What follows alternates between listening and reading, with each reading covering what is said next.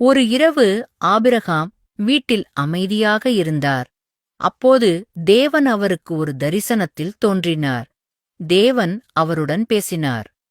Abraham அதற்குள் சில விஷயங்களைப் பற்றிச் சிந்தித்து வருந்திக் கொண்டிருந்தார். வாழ்க்கையில் தேவன் பல ஆசீர்வாதங்களைக் கொடுத்திருந்தாலும் அவருக்கு ஒரு வாரிசு இல்லாதது அவருக்குள் ஒரு குறையாகவே இருந்தது.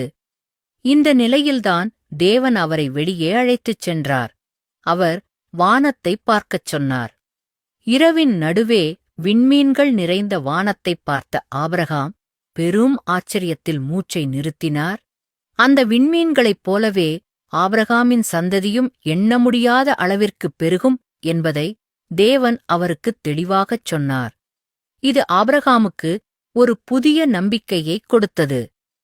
அந்த நாளில் தேவன் ஆபிரகாமுடன் ஒரு உறுதியான உடன்படிக்கையைச் செய்தார். எகிப்து நதியிலிருந்து யூப்ரதேஸ் ஆறு வரைக்கும் பரந்த தேசத்தை தேவன் ஆபிரகாமின் சந்ததிக்கு சொத்தாகக் கொடுப்பதாக உறுதி செய்தார்.